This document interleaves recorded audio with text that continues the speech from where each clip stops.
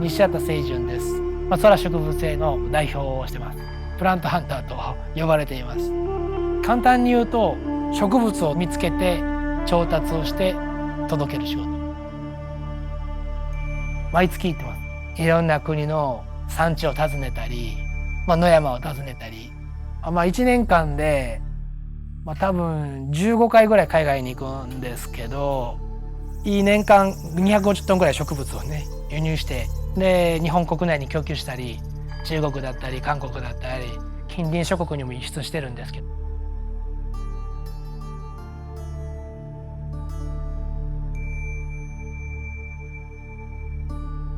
世界には27万種類の原種があって、交配種を入れると100万とも言われてるんですよ。一番ノレッジのある植物学者でもせいぜい1万種類です。知ってるの。世界で最も植物に詳しい人でも30分の1しか知らないんですよ。要は今どれぐらいですか？わからないけど、日本ではあんまり誰にも負けない気がするけど、そうですね。これが立ち上がったのは3、4年前だと思います。ね、熱帯植物も温帯圏のヨーロッパの植物、南米もういろんな、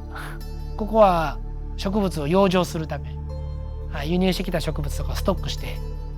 うちの会社には取り扱ってるもので言ったら何千種類になると思います。すごい樹齢が何百年とかのオリーブの木もたくさんありますし、貴重なサボテンとか、日本のすごい貴重な盆栽とか、日本の樹木もたくさんあるし、例えば12年ぐらい前にスペインに行って、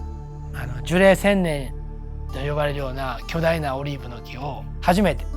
日本に持ってきたってことがありますね。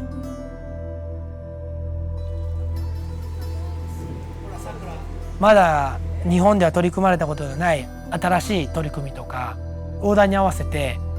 花が咲く時期をコントロールしたりとか、植物を使ったありとあらゆる可能性を追いかけるっていうのを、そういう実験みたいなことをやったりもしてます。日本ではクリスマスツリーってなると偽物の木が多くて、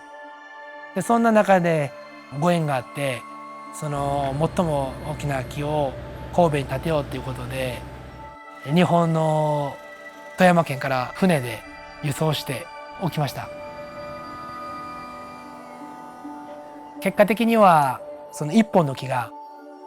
100万人以上人を集めたっていう歴史上初めての記録になって、何より嬉しかったのは子どもたちに喜んでもらえたこと。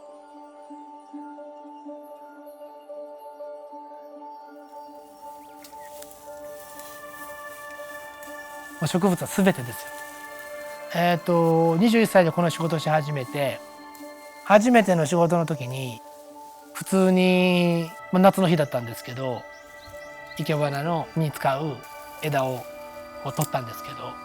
木に登ってその瞬間に、一生この仕事をしていくんだろうなって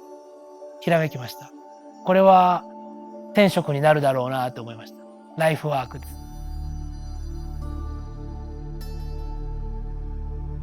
よく植物と会話できるんですかとか聞かれるんですけど、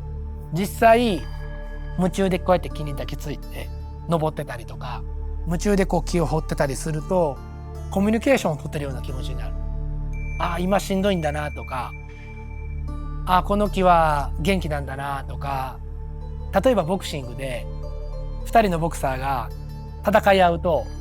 終わった後に言葉は交わしてないのに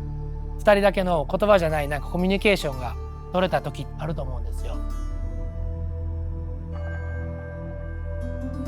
大切なことはその木をちゃんと生かすことです。つまりちゃんと有効利用する、できる限りのことをして、また新しい人生を歩んでもらう。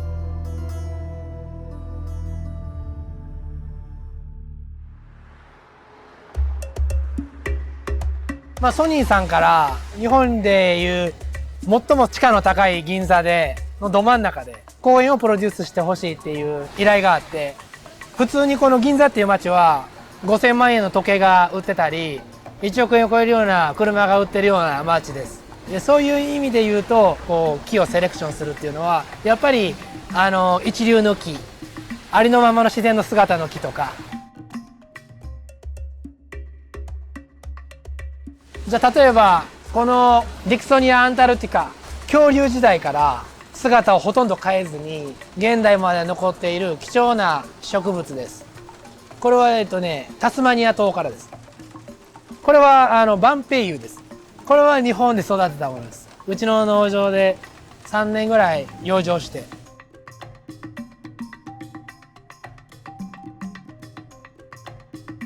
もう数えきれないですね。100周ぐらいしてるんじゃないかなと思います。多分距離的に言うと1年でやっぱり10周ぐらい。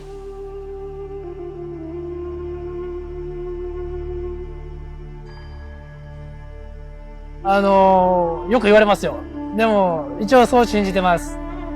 全部一人がやってる。